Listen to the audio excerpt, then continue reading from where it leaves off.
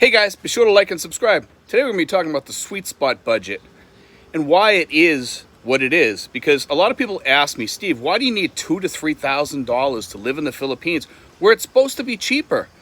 And it really is cheaper, but a lot of people have lack of planning over here when they come to the Philippines. We see it all the time.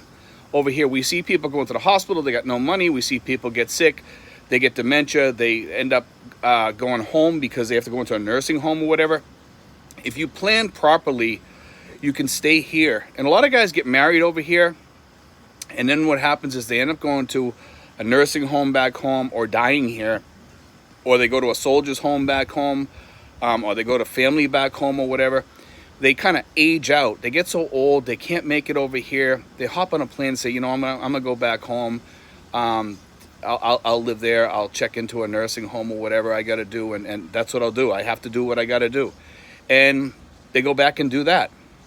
Well, but a lot of the guys that come over here, they say, I want to stay here for life. If you really want to stay here for life, you really need to be on the sweet spot budget. And here's why. I tell people to have anywhere from 10 to 50,000, preferably 50,000 for emergency money. Okay, and the reason why I say that is because not only do you need your insurance, but you need that money. God forbid something happens over here. You need to survive for a while without any money. Something happens to your pension or something. Maybe you're locked out of your account. At least you got some money you can survive for a while. Also, if your insurance doesn't pick up everything, which usually they don't, you have that extra money. Or maybe your car, your insurance that you have, and some people have different types of insurance, doesn't pay you till later, and all of a sudden you go in for a cardiac arrest, or you have cancer or something like that, and all of a sudden you got to pay $40,000 or $50,000 US to get out of the hospital. Well, it happens. And a lot of people think, well, Steve, that's never going to happen to me. It rarely ever happens. It only happens to 1% to 2% of the people. I've heard people say, I see it over here more than you think. Okay? I've seen it over here. I've seen people with flesh-eating bacteria over here, really sick, had a problem getting out of the hospital. Things like that happen. I've seen people, they go back home to visit for a while. Just to visit, no insurance. They go home to visit for a while, and what happens is they get sick. They find out that they have cancer. They have cirrhosis. They have, we had one guy, he had something else. I forget what, some sort of, I think it was lupus or something like that. He found out he had lupus. He was starting to feel weak or something like that, and he found out he had lupus. There was a whole bunch of, a multitude of problems, and usually it happens when you least expect it. But a lot of these guys were lucky. Some of these guys were lucky, some were not so lucky. Some had insurance, some of them had VA care, and they could check into a VA and they got taken care of. And that's a good thing. But over here, guess what? You have only service connection help over here. And a lot of people have been writing to me telling me, well, Steve, the VA over there is supposed to help to also with that stuff. No. Stop thinking that, because they don't. When you go in there, and if something presents itself, they'll help you for like about 30 days if they have the ability to do it. If they don't, they will not help you. So get that out of your head, guys, because a lot of guys think that they're going to come over here and they think we have a VA hospital over here and we only have a VA clinic. A VA clinic is basically, basics. They're helping people over here that have diabetes. They're helping people over here with some of their issues. And then if they can't take care of it, the service connected diseases or issues or whatever it is that you have, then what happens is they send you out to the foreign medical plan, the FMP, and then FMP reimburses you when you go to a hospital or whatever. These are why you need money, because it's always getting reimbursed, okay? So, and it's not just that. I want to dive into this really, really deep. I want to go way down the rabbit hole with you guys, because a lot of guys keep writing to me, Steve, that's a bunch of bull. You can live on 1,000. I'm living on 1,200. But here's the big problem. When you start hitting 69, 70, 71, 72, 75, or 80, guess what? Your insurance goes up precipitously and the coverage gets less, even though the insurance goes up. Sometimes it gets less with some policies. Sometimes you get, if you pay through the nose, you can get really good insurance and they'll cover just about everything. But you pay through the nose. And you need good insurance, guys, when you're over here. You need to have the ability to pay for that insurance, and you need to have it. Some people say, well, I'll just die. I'm not going to any hospital. I'm not going to check in any hospital. That's a choice you make. But what happens is, while you're dying in your room, who's taking care of you? You have to pay somebody to take care of you, pay somebody to feed you. You know, you're not going to starve to death, obviously, and suffer. And I see people over here, and they talk like this, and they really believe that, you know, well, this is what I'm going to do, Steve. I don't care if I die. I just don't care. Not a good solution, because when you're suffering, you're going to think, geez, I wish I had the money. I wish I listened to Steve.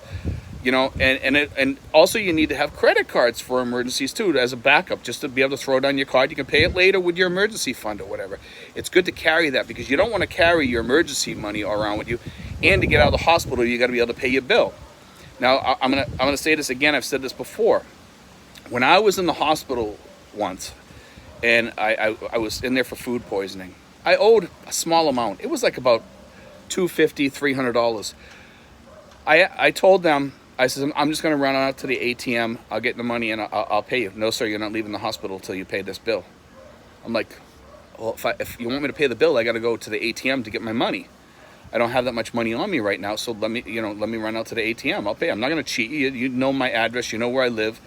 Yeah, if you want, they can hold my passport or whatever. They don't care. They're afraid you're going to take off and never show up again. You know, they just don't care. So you have to have that money around. So, you know, and that's not an extreme case, because it was only a small amount of money or whatever, and I was able to. My girlfriend ended up paying it because she had some money in her wallet. She paid him, and then I was done and I was out. You know, but there's a guard there with a gun, like he's going to shoot me if I leave or something like that. You know, and it's in a hospital of all places, and they're acting like they're going to. And it's illegal for them to hold you, believe it or not, but they do it. Okay, especially if you're in a single room.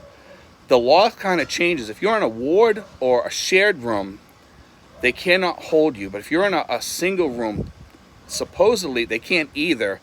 But the law is very vague on that. So I think that they think that they have the right that they can hold you, when they really, really do not have that right to hold you hostage. Nobody can hold you hostage because you can't pay a bill. You need to go down to them and say, listen, I'm going to give you guys an hour.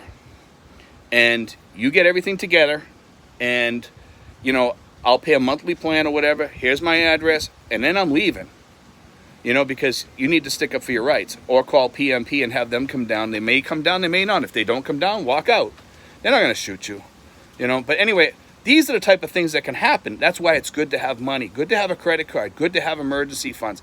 Here's the other thing that a lot of people forget here. Now, this is the big one. The big one is if you need nursing home care. A lot of guys, if you have that $50,000 sitting in there, guess what? That's going to give you quite a long time of nursing care. It gives you probably 50 months or more. You know, even with doctor care and stuff like that. Because there are nursing homes around here for as cheap as $700, and they're not bad. You might be in a shared room. You might not be.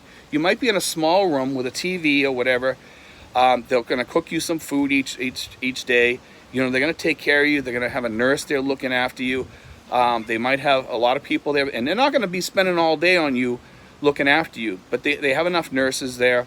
And the good thing about it is that instead of paying $500 a month or $600 a month for a nurse, right, you're sharing that nurse with other people, because you don't need that nurse all that time. And the good thing is you got 24-hour nursing versus 8-hour nursing. Keep that in mind. A lot of people say, well, I'll hire a nurse, Steve, a nurse I can hire for $400 to $600. They'll come out to my house. I'll have them 8 hours a day, you know, 5 or 6 days a week, and I'm good. But what about the other hours? What if you get sick in the middle of the night? What if you start having a heart attack and you're all alone? You know, and also, what if your wife or girlfriend passes away too? And that could happen, you know, during that time. What happens if your wife or girlfriend's family doesn't come in that often? You know, and you're kind of lonely and you're kind of stuck there. It's good to have money where you can say, you know what, I want to go for a ride somewhere. I want to have one of my friends come and pick me up and take me for a ride, and I'll go out in my wheelchair or whatever. You know, you want to be able to live, guys. You know, a lot of the things, here's another thing about that budget, is living. A lot of these people that are coming over here on the 1,000 to, you know, 1,200 or something like that, or less in some cases, they're not living, they're existing. Big difference. Substantial difference. I didn't retire to be poor. I didn't retire to live like crap. I didn't retire to live, you know, without being happy. I want to be happy in my retirement. I want to be able to help other people. I want to be able to do things. I want to be able to do more than exist and sit and watch TV all day. You know, part of the things that I do over here, you know, is helping other people. I enjoy helping people over here in my retirement. And that extra money gives me that the ability to do these things, to be able to get out and do the things that I want, help other people, help the orphanage, help churches, help people with food, programs like that. We have a group called Scanners here, and Scanners, they have a bunch of people, both doctors and people like that. And we've talked about this a little bit before. I like to be able to help that because I like to be able to help feed people. I like to be able to help the poor and bring up my neighborhood. Now here in Louisiana, we have a barangay here, and we're doing something on the 10th of next month at that place, and you know, we're helping out. We take up a collection. We feed people with rice and stuff like that. That's part of living here. That's why you want that extra money. And I know some people don't want to do that, but that $2,000 to $3,000 and being closer to the $3,000 is really what you need. And here's another thing I'm going to get into is COLA. A lot of people say that COLA doesn't really keep up with the cost of living. It's usually less. If inflation's 10%, it's usually probably 12 or 14 or whatever.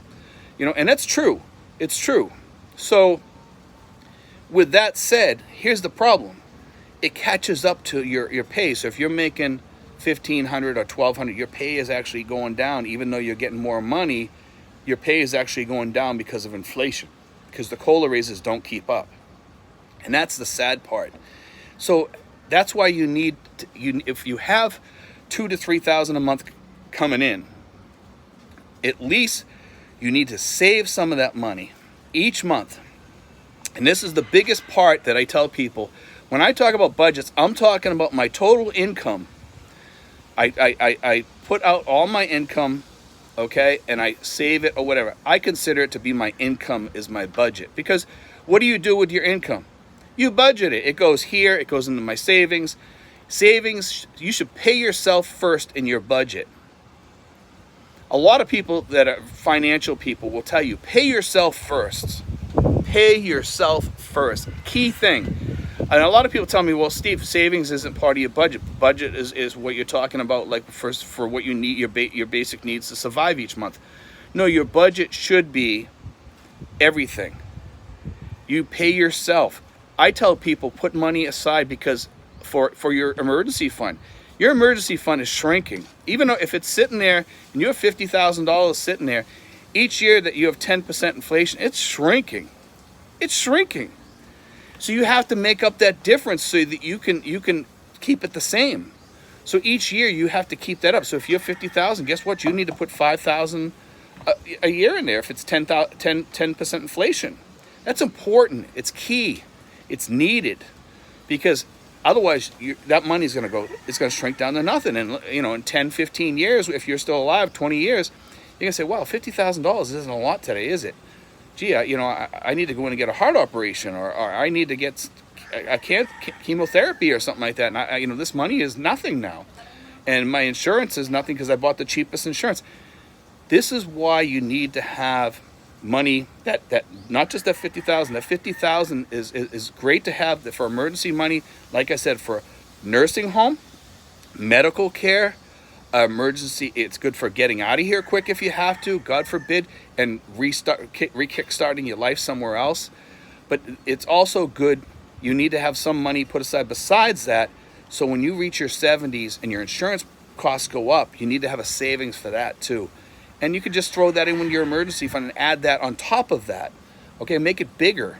That way there you have all this money sitting there. God forbid something happens. And it doesn't have to be used for all this stuff. Obviously, you might have something else that comes up that's really important, a medical emergency or something. You might need to use all that money. And it's good to have it. And then you can always replenish it because you're in the $2,000 to $3,000 budget. You can save money. If you're closer to the $3,000, you're way better off. I live in that budget.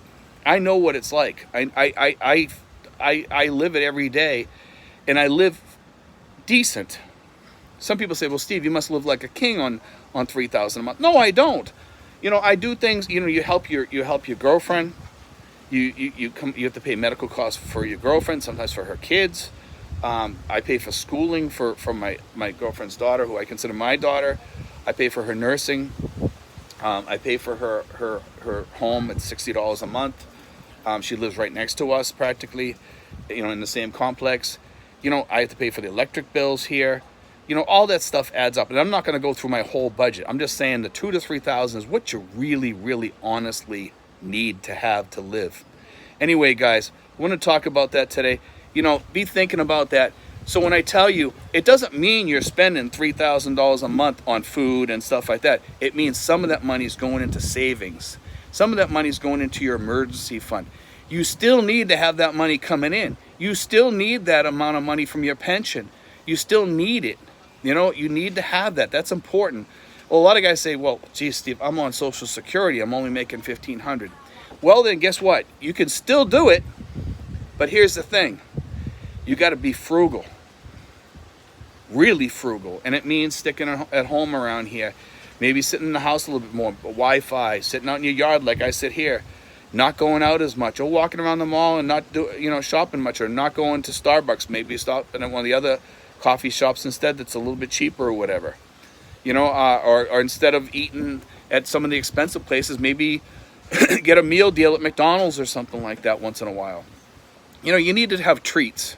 You need to take care of yourself and look after yourself, or maybe going to get a salad at Pancake House or something like that. Whatever you want to do, you want to be able to do it, and you want to be able to live well. Remember, I'm not saying here you have to live on 2,000 to 3,000. That's not what I'm saying. I'm saying to live safe, to live all up into your elder years. When you're older, you could live to be 80 or 90 or something like that. At least this way here, you have some money. You have your pension coming in, and you have the emergency money for God forbid when you get sick. You have the money, the ability to pay a hospital. You have the insurance, the good, decent insurance. You can avail yourself at that amount. If you're getting 2,000 to 3,000, you can get decent insurance, really decent insurance. And that insurance goes up as you age. And that's why I tell most people in their 50s are saying, see, if I don't spend that much, you should be saving for later on when you hit your late 60s or early 70s, because you will need it. Trust me, you will. God bless, guys. I hope you enjoyed today's show. I did want to talk about that because it is key and important to understand why these budgets, my sweet spot budget is in the 2,000 to 3,000 range. And a lot of other vloggers are starting to come up a lot, and they're starting to say the same thing. Some of them aren't. They still got that same, oh, you can live on 500, you can live on this stuff. Well, guess what? You can't. God bless, guys. Take care.